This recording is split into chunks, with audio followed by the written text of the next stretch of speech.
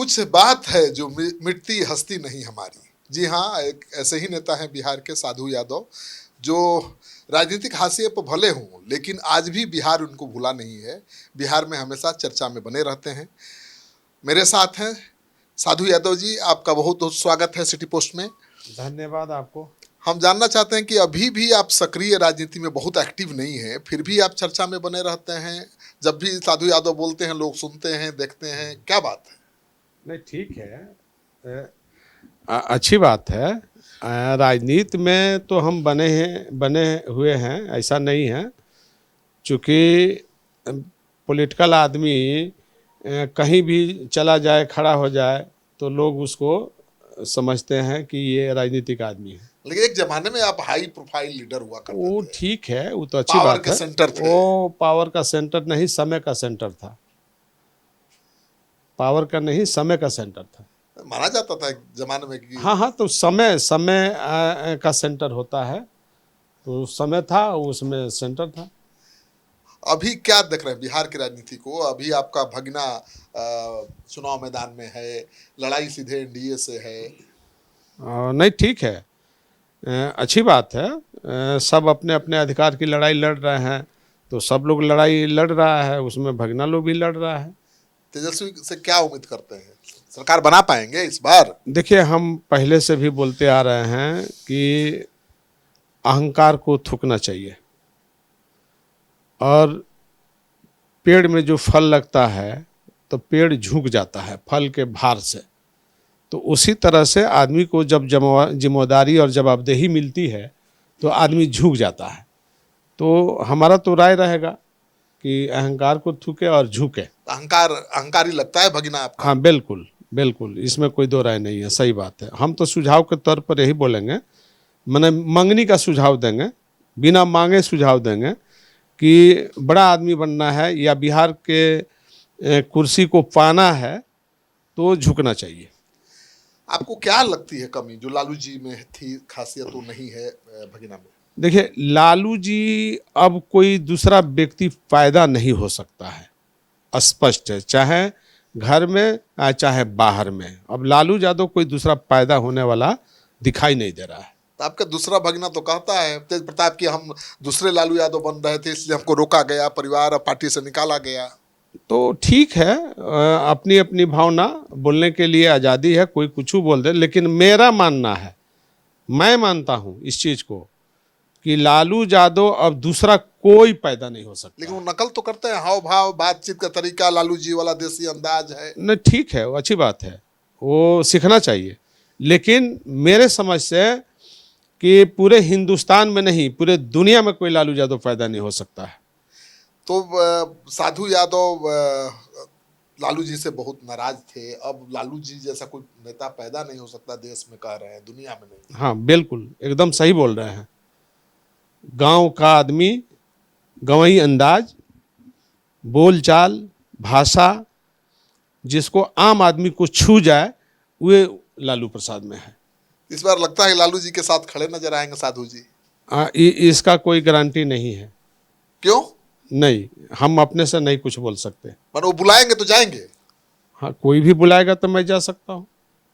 तो भाई लालू जी के राज में तो अहम रोल आप लोग अदा करते थे सरकार बनाने में। आप लोग नहीं कहिए, किसी एक व्यक्ति का बात बोलिए। आप लोगों में से हम नहीं है। नहीं, आप ही को मैं कह रहा हूँ कि आप लोगों में से बिल्कुल नहीं है, चूंकि परिवार में, घर में बहुत तरह के लोग होता है, बहुत तरह के लोग गलती काम करता है, दूसरे का माथा लोग ठेल देता है। इसलिए आप लोगों में मत बोलिए, आप लोगों में मत बोलिए। सुभाष की तरफ है गलत काम? नहीं, उसका हम चर्चा भी नहीं करते। तब कौन है अब? नहीं, उसका चर्चा भी नहीं करते, हम कभी चर्चा भी नहीं करते अपने से। तो उस समय कहा जाता था ना कि साधु कहने दीजिए, उससे सरकार चलाते थे। नहीं, वो गलत बात है। हम कभी सरकार न चलाया है, और ना हम उस सरकार के फेरा में भी नहीं कभी रहे। नाहक में हमारी बदनामी मिली, और हमने पार्टी का काम जरूर किया है, पार्टी को सींचने का काम किया है, ये बात सही है, इसमें कोई दो राय नहीं है। लेकिन सरकार चलाने का मेरा कोई काम नहीं था। वो नाम भले लोग रखता था, बदनाम करता था, हमने उस चीज़ को प्रतिकार नहीं किया कभी, तो इसलिए लोग समझ रहे होंगे। नहीं तो आपको गुस्सा क्यों आता है? कभी गुस्सा आता है तो कभी आईएएस को ठोक देते हैं ऑफिस में घुस के। ना ना, गलत बात है बिल्कुल। मैं आज तक कभी किसी आईएएस अगर कह दे अपनी जुबान से कि हमसे किसी को बकझक हुआ हो या बातचीत इस तरह कड़ी शब्दों में हुआ हो, तो मैं राजनीति भी छोड़ दूंगा। एक आईएएस के दफ्तर में आप नहीं घुसे थे? नहीं नहीं, गलत बात है, याद करिए। एकदम गलत बात है, बिल्कुल गलत बात है। मेरा उस स्वभाव नहीं रहा है कभी भी। अब कहाँ से कौन क्या साजिश किया नहीं किया, वो तो ऊपर वाला देख रहा होगा। मैं कभी झूठ बोलता नहीं हूँ। दिल्ली में भी बिहार निवास में हंगामा हुआ कि जेएनयू के छात्रों पर आपने गोली चला दी। नहीं नहीं, ये बात सत्य है। ये जेएनयू कांड का और बिहार निवास में ये बात सत्य है कि मैंने कोई गोली वोली नहीं चलाया। मैं वहाँ उपलब्ध था, उपस्थित था। हमारी 2 भाजी पढ़ती थी मेओ अजमेर शरीफ। मैं उसी दिन दोनों भाजी को लेकर के हम बिहार निवास गए थे। सुबह कौन दोनों में भाजी थी? 2 भाजी, एक हमारी हेमा और चंदा। हाँ। वो दोनों वहाँ मेओ पढ़ती थी, मेओ अजमेर शरीफ। तो वो दोनों को छोड़ने हम गए थे। तो संजोग से दिल्ली में चूँकि शताब्दी ट्रेन थी सुबह में दिल्ली से, तो उसको हम कैंट में जाकर पकड़ते थे। तो सुबह में था और रात में घटना हो गई बिहार निवास में। क्या घटना हुई? घटना चूँकि उस समय हम लोगों को जो समझ में आया, देवगौड़ा जी प्रधानमंत्री थे और गुजराल जी को प्रधानमंत्री बनाया जा रहा था। उसी कड़ी में सिवान में एक हत्या हुई, चंद्रशेखर जेएनयू के छात्र अध्यक्ष थे। तो ये हम लोगों को कोई खबर उबर थी नहीं कि कहाँ किसकी हत्या हुई, क्या हुआ नहीं हुआ, कौन किया। साहबुद्दीन का नाम आया। उसके चलते लोगों ने बिहार निवास में जेएनयू के छात्र ने चढ़ गया 3-4 हज़ार छात्र। 3-4 हजार छात्र? हाँ, 3-4 हज़ार छात्र। उसमें नेतृत्व कर रहे थे गोविंदाचार्य जी। अच्छा। तो गोविंदाचार्य के नेतृत्व में 3-4 हज़ार छात्र वहाँ पहुँच गए। और ये घटना है शाम के करीब 7-8 बजे की बात है। उस समय हम खाना खा रहे थे बिहार निवास का किसी कमरा में बैठ करके। तो वहाँ हंगामा हुआ एक बार। पूरा गाड़ी सरकार का, जितना मुख्यमंत्री का गाड़ी था, चीफ मिनिस्टर का, सब गाड़ी को कूच दिया सब छात्रों ने।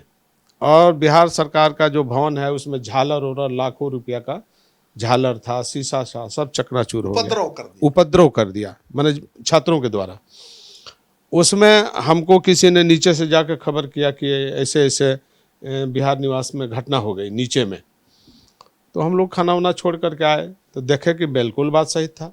जितने सिपाही थे सब खूने खून लोहो लोहान हो गए थे। जमदार, दरोगा, सिपाही, सब का खून टपक रहा था। और हमने देखा तो गाड़ी चकनाचूर, सारा गाड़ी टूट गया, शीशा टूट गया। तो जो गाड़ी का जो दरवाजा का जो शीशा था उसे में अल्मुनिया हुआ करता था, अल्मुनिया पर शीशा रहता था। तो उसमें शीशा जो गिर गया था तो अल्मुनिया खाली था। तो वहाँ कोई गांव देहात तो था नहीं कि लाठी पहना रहेगा। हाँ। तो अल्मुनिया का रड मिला। हाँ। उस रड को हमने निकाला। अब पोर्टिको के अंदर अल्मुनिया से आदमी हमारे दरवाजा पर कोई आ जाएगा। हाँ। तो स्वाभाविक है कि लोग प्रतिकार करेगा। बिल्कुल बिल्कुल। तो उसमें अल्मुनिया के रड से हमने पिटना शुरू 2-4 लड़का को लगा, बस सब भगदड़ मचा, भागा सब। 4,000 लड़के थे, आप अल्मुनिया का रड से भगा दिए? हाँ, तो भागने लगा सब। तो वहाँ दमन हाउस है बगल के बाउंड्री पर। हाँ। तो दमन हाउस का उस समय निर्माण हो रहा था, तो ईंटा पत्थर वहाँ ज़्यादा था। तो उस तरफ से जाके लड़का सब ईंटा पत्थर लगा सब चलाने। लेकिन बिहार निवास खाली हो गया। और उसके बाद रात भर ड्रामा चला। तो दिल्ली गोली भी चली? गोली तो सिपाही लोग चलाया था। वो जो लोग सिपाही ड्यूटी में थे देखे कि मोम भाग नहीं रहा है। कहा गया कि साधु जी ने चलवाया। ना ना, तो वही तो बात हम बोल रहे हैं। हमारे पास तो रड था। उसी से हाँ, रड था। तो लोगों ने कहा कि बंदूक है। तो बार बार वहाँ 30 हजारी कोर्ट के जो जज थे, वो माननीय जज जो थे, वो देख रहे थे। बार बार महीना में 2 बार टीवी लगाते थे लोग वहाँ न्यायाधीश जो थे अपना चैम्बर में। तो बार बार वो लोग बार बार घुमा के फिगर जो है जी न्यूज़ का, ईटीवी का, आज तक का जितना चैनल था सबको लोग देख रहे थे। तो कहीं नहीं वही रड आता था और मेरा माथा पर पगड़ी था।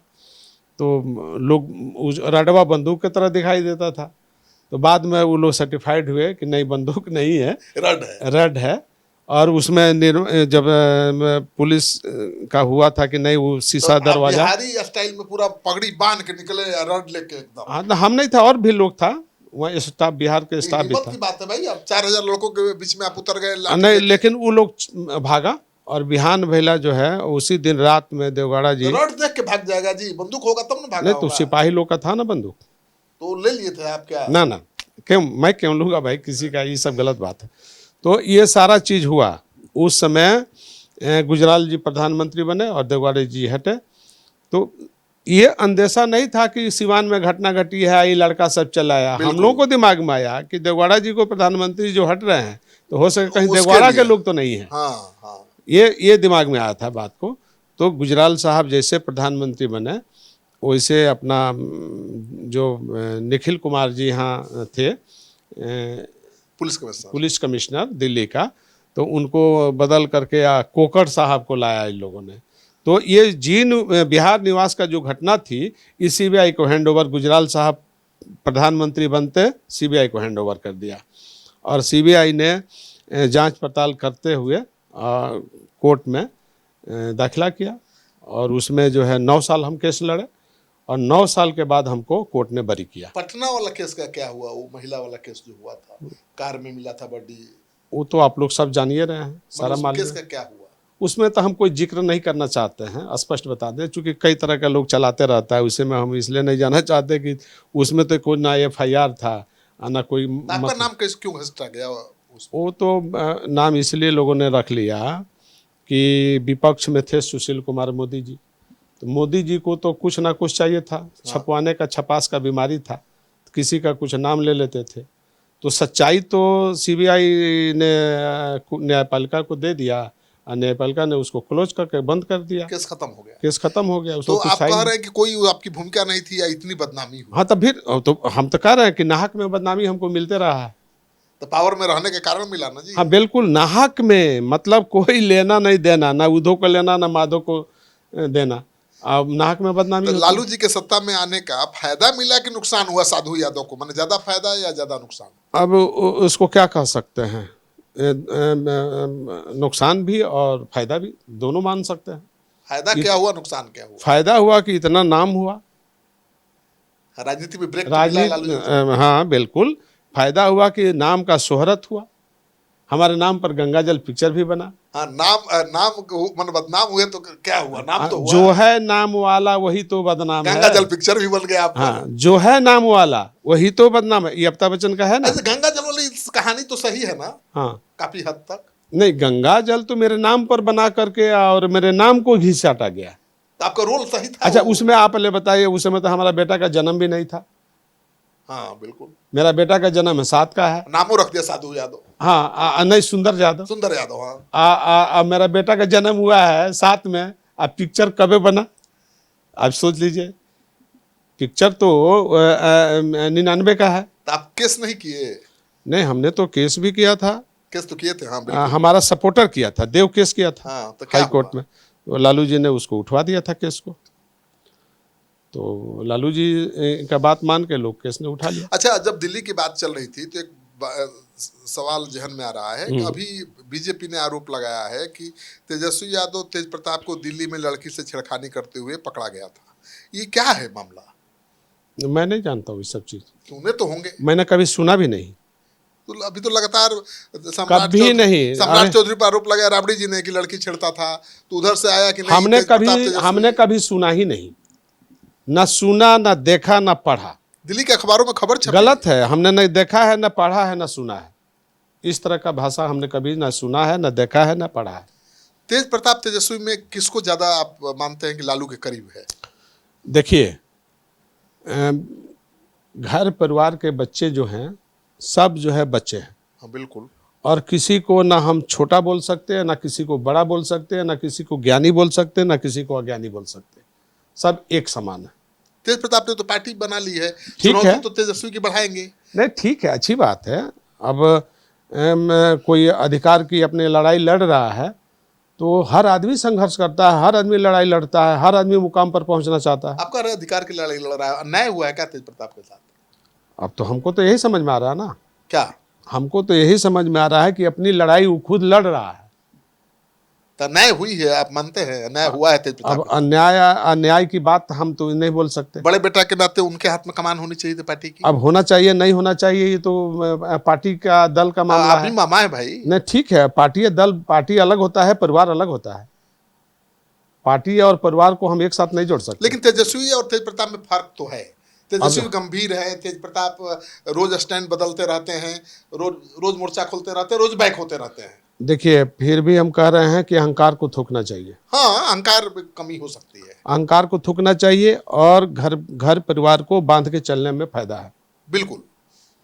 एक साथ अगर 5 लकड़ी को एक साथ जोड़ेंगे तो नहीं टूटेगा, और एक एक लकड़ी को छटकाएंगे तो टूटते चला जाएगा।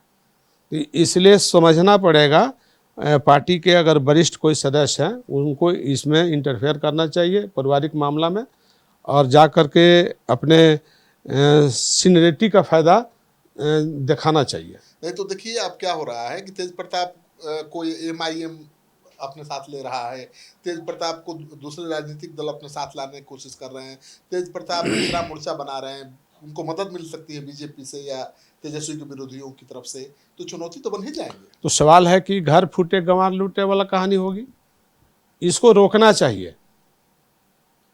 कैसे रुकेगा ये? रुकना चाहिए।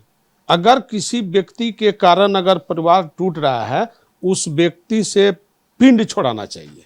लेकिन आकाश यादव इसके पीछे हैं। हम उसमें नहीं जाना चाहते हैं, उसमें हम नहीं जाना चाहते, उस सब चीज में हम नहीं जाना चाहते। परिवार पार्टी से निकाला गया उसी वीडियो के चलते आकाश के बारे में नहीं, उस सब फेरा में हम नहीं है, उस सब फेरा से हमको कोई लेना देना नहीं है, हम किसी का नाम नहीं लेंगे। लेकिन जो कोई व्यक्ति अगर बाहर से इंटरफेयर करके परिवार में झगड़ा लगा रहा है, परिवार को अलग अलग कर रहा है, ये गलत है। तेज प्रताप कह रहे हैं कि संजय यादव करा रहे हैं सब। मैं भी संजय यादव की भूमिका मैं भी। और देखिए, जिनका बिहार में ना कोई घर है, ना द्वार है, ना खूंटा है, ना पगा है, ना डोरी है, और उनकी हुकूमत परिवार से लेकर पार्टी तक चलेगी, तो बिहार के लोग मौगे हैं, बिहार के लोग कमजोर हैं। जो बाहर का व्यक्ति बिहार में आकर दखल देता है, ये कतई बिहार के लोगों को बर्दाश्त नहीं करना चाहिए। आपको नहीं लग रहा है कि नहीं, मैं ये सब चीज बर्दाश्त संजय यादव के कंट्रोल में पार्टी है? आपको नहीं लग रहा है? बिल्कुल, हम ये सब चीज पसंद नहीं करते हैं। कंट्रोल में है नहीं, हम तो बार बार बोल रहे हैं। आपको उदाहरण मैं दे देता हूं, सुन लीजिए। ये राष्ट्रपति APJ अब्दुल कलाम थे ना, तो APJ अब्दुल कलाम थे, और 2004 में सोनिया गांधी को प्रधानमंत्री बनाने के लिए पहल हुई थी, हम उसमें सदस्य थे, MP थे। तो APJ अब्दुल ने भारत का संविधान खोल करके कहा कि भारत का जो मूल निवासी होगा, जिसकी जन्म हुई होगी भारत में, वही भारत का प्रधानमंत्री बनेगा। आप MP बन जाओ, चेयरमैन बन जाओ, सब ठीक है, प्रधानमंत्री के कुर्सी पर भारत में जो पैदा लिया हुआ वही व्यक्ति शपथ लेगा। मतलब सोनिया गांधी भारत में पैदा नहीं हुई थी, इसलिए PM नहीं बन पाई। ये APJ अब्दुल कलाम ने भारत का संविधान को रख दिया। उसके बाद सोनिया जी ने आंसू बहाया था, और उसके बाद हल्ला हुआ कि सोनिया गांधी को किसी ने धमकी दिया है कि प्रधानमंत्री बनिएगा तो परिवार को उड़ा दिया जाएगा। ये गलत बात था। और ये भी कहा गया कि उन्होंने प्रधानमंत्री की कुर्सी को ठोकर मार दी। नहीं, गलत बात था। और सुनिए, ये सच्चाई मैं बता रहा हूँ। और पहला व्यक्ति मैं ही था कि लालू जी हमको पहला सोनिया जी के यहाँ भेजे कि जाओ सोनिया जी से बात करके पूछ के आओ, तब हम चलेंगे। और मैंने सोनिया जी के यहाँ गया और सोनिया जी से बात किया, और फिर वहाँ से लौट करके आया तो लालू जी और मैं और प्रेम गुप्ता बैठ करके हम लोग फिर दोबारा गाड़ी में गए। वहाँ सोनिया जी से घंटों बात हुई, और उसी दिन लालू जी ने कहा कि मैडम, अगर कोई व्यक्ति धमकी दिया है तो बताइए। मैडम रोने लगी और बोली कि ऐसा कोई, मैंने उन्होंने ऐसा कोई बात नहीं बोला। उसके बाद लालू जी बोले कि मैडम, आप जिसको चाहिएगा हम आपको सपोर्ट करेंगे, आप जिसको प्रधानमंत्री बनाना है बनाइए, हम लोग सपोर्ट आपको करेंगे। उनको क्यों नहीं बोलेंगे लालू जी? नहीं, वो जो मैं सच्चाई बता रहा हूँ। और सोनिया जी को ये बात उन्होंने कह के आए। फिर पीछे से सोनिया गांधी ने बोली कि हम मनमोहन जी को हम आपके पास भेज रहे हैं। तो मनमोहन जी आए पीछे से, उसके पहले RK धवन आ गए थे, और उसके बाद से सोनिया जी आई और वो क्लियर हो गया। तो बात ये थी। और उस समय सुषमा बहन और उमा भारती ने क्या बोला कि हम मुड़ी छिलवाएंगे, ये करेंगे, वो करेंगे, सोनिया जी बन जाएंगी। तो ये सब नाटकीय ड्रामा चला। ओ सच्चाई था कि अब्दुल कलाम ने कह दिया कि ये नहीं बन हाँ, सकती। नहीं बन सकती है। तो ये बात थी। क्या लगता है कि राहुल गांधी देश के पीएम बन पाएंगे? इसमें अभी हम कुछ भी नहीं कर सकते हैं। कौन बनेंगे, कौन नहीं बनेंगे, किनका भाग है, किनका भाग नहीं है, किनका भाग 12 बजे रात में जग जाएगा, ये हम नहीं कर सकते। मतलब देखने से हम कोई भविष्यवक्ता नहीं है, लक्षण दिखाई देता है नहीं, ना? कोई भविष्यवक्ता नहीं है कि हम इसको बोल दें। तो बिहार के चुनाव में आप क्या देखते हैं? देखिए, बिहार का चुनाव है तो बिहार के इशू बनाना चाहिए।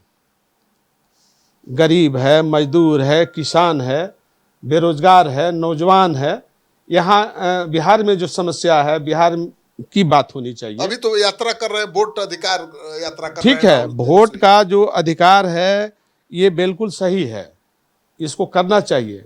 चूंकि देश में 85% लोगों को अनाज मिल रहा है और 85% में 15% अगर कट गया तो बचा कितना? 70%। तो 70% और 15% जोड़ लीजिए, 15% देश में बहुत हुआ, मैंने 15 करोड़, हाँ 15 करोड़ जनता का नाम कट जाएगा। इससे किसी को राशन नहीं मिलेगा, किसी को राशन कार्ड छीन जाएगा, किसी को नागरिकता छीन जाएगा, किसी को रोजगार नहीं मिलेगा, बहुत बेरोजगार हो जाएंगे, शिक्षा नहीं मिलेगा, स्वास्थ्य नहीं मिलेगा, भोजन नहीं मिलेगा, कपड़ा नहीं मिलेगा, मकान नहीं मिलेगा। तो कितना नुकसान है देश का। तो ये कोई पार्टिकुलर पार्टी का लड़ाई नहीं है, ये देश का लड़ाई है। वोटर का लड़ाई मतलब देश का लड़ाई। राहुल गांधी की इस यात्रा से कोई फायदा होगा, पॉलिटिकल फायदा होगा? ये आम आदमी का लड़ाई है, ये राहुल गांधी का लड़ाई नहीं है, ये साधु यादव का लड़ाई नहीं है, ये लालू यादव का लड़ाई नहीं है, ये तेजस्वी का लड़ाई नहीं है। लेकिन तो राहुल तो ये रोड पे लड़ाई जो है देश का है। ये प्रधानमंत्री का लड़ाई नहीं है, ये मुख्यमंत्री नीतीश कुमार का लड़ाई नहीं है, ये देश का लड़ाई है, देश का चुनौती है। तो चुनाव बिहार का है, बात हो रही है मोदी की, बात हो रही है राहुल गांधी को पीएम बनाने की। तेजस्वी यादव कह रहे हैं कि राहुल जी को पीएम बनाएंगे। राहुल उनको तेजस्वी को सीएम बनाने के लिए कह ही नहीं रहे। सवाल उसका नहीं है, हाँ सवाल है कि इसी समय बिहार का चुनाव है, हाँ इसी समय पहले बिहार से ही वोटर लिस्ट काटने का शुरू हुआ है, हाँ। इसलिए वोटर का सवाल बन रहा है। तो देश का वोटर का सवाल होगा तो देश का सवाल हो जाएगा। तो अभी चुनाव हमारा बिहार का है और बिहार से नाम कटा है, तो स्वाभाविक है कि वोटर की बात उठेगी। लेकिन पीएम बनाने की राहुल की बात अभी उठा रहे थे। अभी क्या मतलब अभी है? उसका कोई मतलब नहीं है, अभी तो बिहार का मामला है। तो अभी बिहार का इशू है ना, बिहार का नौजवान है, किसान है, बेरोजगार है, ये सब चीज देखना चाहिए। आपको तो अनुभव है साधु जी, मुझे जहाँ तक याद है कि लालू जी से ज़्यादा फील्ड में आप लोग एक्टिव रहते थे, आप रहते थे। कांग्रेस पार्टी कितना जोर लगा रही है? पहली बार राहुल गांधी इतना बिहार पर समय दे रहे हैं। कांग्रेस पार्टी के मन में क्या है? कांग्रेस पार्टी कहीं लालू जी के बैसाखी को छोड़ने की तैयारी तो नहीं कर रही? देखिए, हम इस पर इसलिए बात नहीं करेंगे कि राहुल गांधी अभी असेंबली के चुनाव में बिहार में घूम रहे हैं और आरजेडी को माइनस अगर कांग्रेस कर देती है तो कांग्रेस भी कुछ जीरो पर चली जाएगी। साफ साफ बात है, ये कोई मक्खनबाजी वाली बात लोग करते होंगे, मुझे मक्खनबाजी कभी किसी का ना किया है ना करेंगे, आगे भी नहीं। तो आरजेडी माइनस के बाद कांग्रेस जीरो है। कांग्रेस माइनस के बाद आरजेडी नहीं, आरजेडी जीरो नहीं है। आप आरजेडी का वोट का प्रतिशत देख लीजिए, चूंकि आरजेडी मजबूत पार्टी है, बिहार का सबसे मजबूत पार्टी है। कांग्रेस को छोड़कर अकेले लड़ सकती है आरजेडी और सरकार बना लेगी। तो आप पहले बताइए कि आरजेडी से कांग्रेस का वजूद है बिहार में कि कांग्रेस से वजूद है बिहार अभी तो राहुल यही संकेत दे रहे हैं कि नहीं भाई, कांग्रेस के साथ आरजेडी है, आरजेडी के साथ कांग्रेस नहीं है। वो अपनी ताकत दिखा रहे हैं, आप नहीं देख रहे हैं। अब हम उस बहस में नहीं जाना चाहते हैं कि कौन किसके साथ है नहीं मनसा है। क्या अभी तो गठबंधन करके वो लोग चल रहा है। मनसा क्या है कांग्रेस का? तो ये कांग्रेस ना जाना भाई, हम कौन बोलते हैं बताने वाले हैं? हमारे पास थोड़ी उसका विजन है। राजनीतिक अनुभव है। अरे नहीं, राजनीतिक अनुभव से हम बात करेंगे, हाँ, लेकिन कांग्रेस का हम कोई प्रवक्ता तो है नहीं कि जवाब देंगे। हम आरजेडी के प्रवक्ता तो है नहीं कि जवाब देंगे। कांग्रेस तो 100 हम बिहार के इश्यू पर जरूर बात कर सकते हैं, बाकी हम किसी का प्रवक्ता नहीं है। 70 से कम सीट पर कांग्रेस तैयार नहीं है। तो ये कांग्रेस और आरजेडी का मसला है। हम तो बिहार की जनहित में सवाल करेंगे। आप चुनाव किससे लड़ेंगे? हम चुनाव किसे लड़ेंगे, क्या करेंगे, अभी हम नहीं बताएंगे। मान लीजिए कि लालू जी आपको बुलाते हैं कि साधु जी आप आज यहाँ से चुनाव लड़िए, क्या करेंगे? इतना आप जरूर जान लीजिए कि अगर हम गोपालगंज से लड़ेंगे तो जहां से भी लड़ेंगे उसको फायदा होगा, उस पार्टी को फायदा होगा, उस दल को फायदा होगा, मजबूती मिलेगा। 6 सीट है, हम 1 सीट लड़ेंगे तो 6 के 6 सीट पर असर पड़ेगा। आरजेडी से लड़ेंगे तो ज्यादा मजबूत आप ना भी ना, होंगे हम और दूसरा बात RJD बोल रहे हैं। हम बिना बुलाए मेहमान कहीं नहीं है, किसी दल में नहीं मैंने है। तो यही पूछा कि बुलाया जाएगा तो आप लड़ेंगे हाँ आरजेडी बिल्कुल, से? बुलाया जाएगा, बात किया जाएगा तो करेंगे। मैंने आरजेडी से एलर्जी नहीं ना है? ना ना, हमको किसी से एलर्जी नहीं है। हमको ना बीजेपी से एलर्जी है, ना आरजेडी से एलर्जी है, ना जदयू से एलर्जी है, ना कांग्रेस से एलर्जी। हमको किसी से एलर्जी हाँ, नहीं। आप तो पहली बार हम देखे कि लालू जी के फैसले को सही ठहराया, तेज प्रताप को पार्टी परिवार से निकाला, तो आपने कहा कि लालू जी गर्जीवन है, जो किया सही किया। हाँ सही किया। ये लगता है लालू जी का फैसला था? अब तो लालू जी कहाँ इसको खंडन किए कि हमारा फैसला नहीं है। लालू जी अगर खंडन करते तब ना हम लोग समझते कि हाँ इन्होंने फैसला नहीं दिया इसलिए खंडन किया। तो कहाँ उन्होंने खंडन किया? तेजस्वी यादव का ये फैसला था, नहीं नहीं, वो जिनका भी हो, लेकिन लालू जी तो खंडन नहीं ना किया। कोई ऐसा तो नहीं है कि लालू जी नहीं जान रहे हैं। लालू जी कितनी बड़ी ताकत है आज की तारीख में भी, हाँ। मतलब जब तक जिंदा है तब तक आरजेडी के लिए कितनी बड़ी ताकत है। लालू जी मैंने अभूतपूर्व आदमी है। हम पहले भी कहा कि लालू जी अब कोई दूसरा लालू जी नहीं बन सकता है, चाहे कुछ भी हो जाए। लालू जी के बाद क्या होगा आरजेडी का? लालू जी के बाद क्या होगा वो तो समय बताएगा। चिंता सता रही होगी ना? समय बताएगा, अभी हम क्या बोलेंगे, अभी हम कुछ नहीं बोलेंगे। लेकिन हम इतना जरूर जानते हैं कि अगर आरजेडी नहीं सुधरा या परिवार के कोई सदस्य जो जिम्मेदारी उठाए हैं अगर नहीं सुधरे, अगर अहंकार पाल के चले, तो ये चुनाव आखिरी चुनाव होगा। आप मैं बोल रहा हूँ, ये चुनाव आखिरी चुनाव होगा। प्रशांत किशोर की भूमिका कैसे देखते हैं साधु जी? प्रशांत किशोर के भूमिका में हमको डाउट है, क्योंकि प्रशांत किशोर व्यवसायिक आदमी है, वो लोकतंत्र के हिस्सा नहीं है। वो अपना बिजनेस करते हैं, हर पार्टियों का प्रचार करते हैं, पैसा कमाते हैं, और व्यवसायीकरण है उनका, राजनीतिक व्यवसायीकरण। अभी तो पार्टी बना के मैदान में है, वो सबसे ज्यादा मेहनत वही कर रहा है। जनता उनको लाइक नहीं करती है। अरे कितनी भीड़ जुट रही है। भीड़ नहीं, वो तो 300 रुपया दे करके बुलाते हैं भीड़। वो तो सब दल बुलाते हैं। ना ना, 300 रुपया महिलाओं को देते हैं, बुलाते हैं। महिलाओं से पूछेगा तो पता चलेगा कि किस काम से आई हो, तो पता नहीं। वो तो सबके सभाओं में। हाँ ना ना, वो पैसा देखिए, ये पैसा का भीड़ है। वो पैसा दे करके भीड़ मंगवाते हैं, मालूम है। मैंने सब जान गया है बिहार का आदमी। आप लोग प्रशांत किशोर पर सवाल उठाते हैं कि पैसा कहाँ से आ रहा है। आप आरजेडी को, जेडीयू को, बाकी दलों को पैसा कहाँ से आ रहा है? बाकी दल तो अपना हिसाब किताब देता है। बाकी दल का तो इनकम टैक्स में पूरा खाता है, खतियान है, खसरा है, सब उनका तो ना अभी कहीं खाता है, ना खसरा है, ना खतियान है। नहीं नहीं, उनका भी खाता नहीं है। नहीं नहीं, कहीं खसरा नहीं है, है, खतियान है। कहीं नहीं है खाता खतियान। बताइए कौन पार्टी होगा कि 21,000 रुपया उम्मीदवारी घोषित करके या 26 करोड़ रुपया इकट्ठा कर लिया? बिहार गरीब प्रदेश है। तो सोचिए कितने। नहीं, गरीब प्रदेश है। वो कह रहे हैं कि हम गरीबी मिटाने आए हैं, आप पहले ही गरीब से पैसा वसूल कर रख लिए पार्टी में। ये क्या मतलब है भाई? आप अगर लोकतंत्र बहाल करना चाहते हैं तो उसी से करिए ना, निःशुल्क उम्मीदवार बनाइए। अगर आपके पास पैसा है, ताकतवर है, आप बोलते हैं कि हम पैसा खर्च करते हैं, हमारे पास बहुत पैसा है, तो फिर आप वसूल क्यों रहे हैं भाई पैसा? तो कोई प्रभाव नहीं छोड़ेंगे। नहीं नहीं, वो उनका कोई प्रभाव नहीं रहेगा। पप्पू यादव के बारे में क्या राय है साधु यादव की?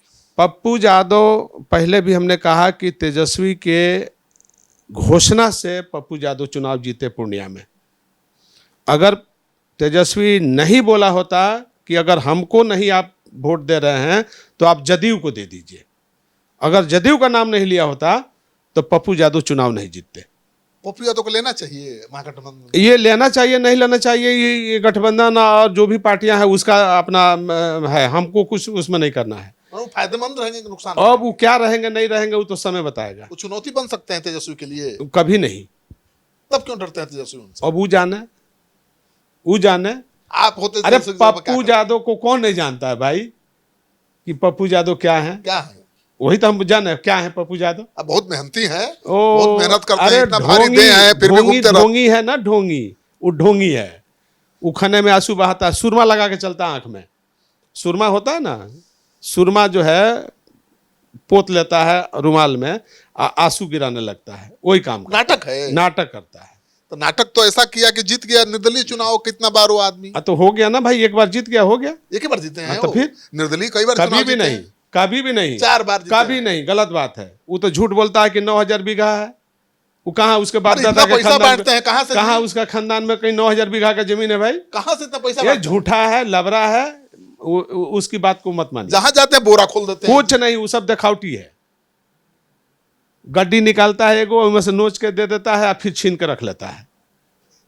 क्या कर रहे हैं आप? एकदम बोल रहे हैं, पॉकेट में डालता है, पॉकेट से निकाल के रख लेता है। वो तो बोलते हैं उनकी बहन सब विदेश में अरे है, कुछ कॉलेज नहीं है, भाई, ये सब है, वो फर्जरी है। है, इतना सब फर्जरी बात बोलता है, सब फर्जरी बात। सब फर्जरी बात। और बिहार में अब देख रहे हैं कि राजनीति शिफ्ट कर रही है युवाओं की तरफ। लालू जी बुजुर्ग हो गए, रामविलास जी रहे नहीं, नीतीश कुमार भी बुजुर्ग हो गए। अब ये कौन कौन युवा देख रहा है जिसके हाथ में बिहार का भविष्य सुरक्षित आपको दिखता है? हम किसी के बारे में कुछ नहीं बोलेंगे। कोई युवा नहीं दिख रहा है जो ना ना, कोई उसके लायक नहीं है जुआ, कोई टैलेंट नहीं है, किसी में टैलेंट का कोई सुगवाहट नहीं है, हम देख रहे हैं। नहीं, अभी तो प्रशांत किशोर हैं, तेजस्वी नहीं हैं, है प्रशांत चिराग किशोर। है। प्रशांत किशोर तो हम पहले ही कहा कि वो व्यवसायीकरण कर रहे हैं। चिराग चिराग के वही बारे में हम कुछ नहीं बोल सकते। क्यों? ना, जोगे नहीं है? ना ना, कोई जोग नहीं है बिहार में, कोई किसी के पास योग्यता नहीं है। मुख्यमंत्री बनने लायक तेजस्वी नहीं है? योग्यता। तो मुख्यमंत्री बनने लायक योग्य नहीं है तेजस्वी? मुख्यमंत्री कैसे बनता है? चाहे कोई भी पार्टी दावा करती है, तो जिसका पार्टी संख्या बल पर न बनेगी, अगर जीत के आएगा एमएलए तब न मुख्यमंत्री बनेगा। मैं योग्यता पूछ रहा मैं हूं। पूछ रहा हूं, हाँ। मुख्यमंत्री बनाने की आप बात बोला, मुख्यमंत्री कैसे बनेगा? जब विधानसभा में विधायक जीत के आएगा, 243 में 122 जिसके पास होगा वो न मुख्यमंत्री बनेगा। ये आता हुआ दिखाई नहीं दे कि रहा। कह देगा पार्टी वाला बन जाएगा मुख्यमंत्री, ये आता हुआ दिखाई जिसका नहीं दे कोई एमएलए नहीं रहेगा वो मुख्यमंत्री बन जाएगा। कहां से आप सोचे? बहुत आदमी पोस्टर छपवा देता है, बोर्ड लिखवा देता है कि मैं अगला मुख्यमंत्री बन जाएगा। रहा। हाँ, तेजस्वी तो दावा कर रहे हैं। नहीं नहीं, तेजस्वी की बात छोड़िए ना, हम जनरल बात बोल रहे हैं। तेजस्वी कि बहुत चिराग आदमी, दोनों। एगो आई थी पुष्पम प्रिया, वो बोर्ड लिखवा दी कि पुष्पम प्रिया अगला मुख्यमंत्री, बन गई मुख्यमंत्री। ये सब देखिए, संविधान की जो बात करता है उसमें संवैधानिक जो व्यवस्था है संविधान में, उसके अनुरूप ना कोई मुख्यमंत्री बनेगा। पार्टियां हैं, लड़ेगी, 241 पर कोई लड़ेगा और उसमें 122 जीत के आएगा तब ना मुख्यमंत्री बनेगा। इतना नहीं आ रहा महागठबंधन। किसी को नहीं आ रहा है, वो त्रिशंकु विधानसभा, किसी को नहीं आ रहा है, त्रिशंकु विधानसभा, किसी को नहीं आ रहा है, त्रिशंकु हो जाएगा इसका। किसी को नहीं आ रहा है। अच्छा ये बताइए, जब किसी को नहीं आ रहा तो त्रिशंकु न होगा बिहार अब में? दोबारा भी चुनाव हो सकता है बिहार में। नीतीश कुमार बुजुर्ग हो गए हैं और उनके सेहत को लेकर सवाल उठाते रहते हैं प्रशांत किशोर, तेजस्वी। आप क्या सोचते हैं? मैं क्या सोचूंगा, जब ये लोग सवाल उठाते हैं बिहार पर, तो बिहार का इशू तो ये लोग बताते नहीं हैं जनता को कि बिहार में क्या गड़बड़ी है। तो बिहार के गड़बड़ी को ये लोग नहीं गिना करके ही नरेंद्र मोदी का नाम लेते, ये लोग देश का प्रधानमंत्री का नाम लेते। देश का प्रधानमंत्री उस समय नाम लीजिए जब देश का चुनाव हो। बिहार का चुनाव है, बिहार की इशू है, बिहार का मुद्दा है, बिहार के मुद्दा पर बात करिए। अगर मुख्यमंत्री हमारे डिफेंड हैं तो उनके बारे में बोलिए कि मुख्यमंत्री जी से राज नहीं चल रहा है, राज कोई दूसरा चला रहा है, ये आप बोल सकते हैं। अगर मुख्यमंत्री को लगेगा कि हमारे बारे में इस तरह के बिहार की जनता का सोच है, तो हम जनता के बीच जाके बोलेंगे नहीं हम ठीक है। अगर मुख्यमंत्री बोलते हैं कि हम ठीक हैं तो मानना चाहिए कि ठीक है, और मुख्यमंत्री बोलते हैं कि हम ठीक नहीं हैं तो समझिए कि भाई ठीक नहीं है। तो उसमें जो है आप तुलनात्मक करिए, आप किसके साथ तुलना करना चाहते हैं। आप तेजस्वी के साथ तुलना करते हैं तो तुलना उसके साथ करिए, अगर कोई दूसरा व्यक्ति है उसके साथ तुलना करिए। ये बिहार की जनता को तय करना है। बिल्कुल नहीं। आप ये बताइए कि नीतीश के कामकाज को कैसे देखते हैं? ईमानदारी से बोलिए। ईमानदारी से बोलिए, नीतीश कुमार ने काम किया है कि नहीं किया है? हाँ, तो वही तो पूछ रहा हूँ आपसे। नीतीश कुमार ने काम किया है कि नहीं किया है? बिल्कुल, काम तो किया है। बिल्कुल। चाहे वो कोई बोलता है कि नकल किया, चाहे किया। नकल क्या होता है? जो 20 साल से शासन चला रहा है वो नकल कर रहा है क्या? उनका कौन सा आप अपनी गड़बड़ी को क्यों उसमें ठहल रहे हैं? बिल्कुल, आप अपनी सुधार करिए ना भाई। आप बोलिए ना, आप डटिए ना कि मैं बिहार की नौजवानों के साथ ही काम करूंगा, अपना भेजा बिहार दीजिए। के बहने जो है उसके साथ मैं ये काम करूंगा, मैं उसको फायदा पहुंचाऊंगा, मैं नौजवानों को फायदा पहुंचाऊंगा, हम किसानों को फायदा पहुंचाऊंगा, मजदूरों को फायदा पहुंचाऊंगा, हम बिहार के हित में काम करूंगा, हम बिहार के जनहित में काम करूंगा। 2,500 रुपए हर महिला को देने का ऐलान कर दिया है, नहीं, उनको लगता है इसी में जीत जाएगा आप चुनाव। ठीक है, आपने 400 बहुत पहले से पेंशन मिलता था, उसको 1100 उन्होंने किया, हाँ, किया ना 1100 किया। तो जब 1100 कर दिया तो आप कहिए कि हमको आप दीजिए, हम 1500 करेंगे, कहां से पैसा हम फिर देंगे? 400 बढ़ाएंगे। कहां से पैसा देंगे? नहीं मतलब अब ये कहां से 400 बढ़ गया? नहीं, 2,500 400 कहां से बढ़ गया? 2,500 400 कहां से बढ़ गया? हाँ ठीक है, 400 बढ़ाना, 400 आप 1100 400 के बदले 1100 किया ना भाई, हाँ। कहां से बढ़ गया? आप ही बताइए कितना बढ़ा? लेकिन सभी 6 करोड़ महिलाओं को 2,500 रुपया देना बहुत महंगा पड़ेगा, आधा बजट चला जाएगा। 700 रुपया बढ़ा कि नहीं बढ़ा? हाँ, 700 रुपया बढ़ा कि नहीं बढ़ा? बड़ा। तो कहां से बढ़ गया?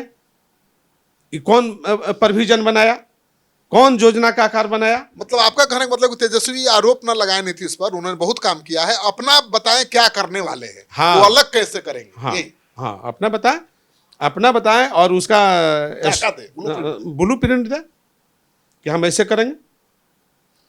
चलिए, तो आप सुन रहे थे साधु यादव जी को, जिन्होंने हर सवाल का बड़े बेबाकी के साथ जवाब दिया। आप ये नहीं कह सकते हैं कि हमने कोई सवाल छोड़ा है, और आप ये भी नहीं कह सकते हैं कि किसी सवाल से साधु यादव बचते नजर आए हैं।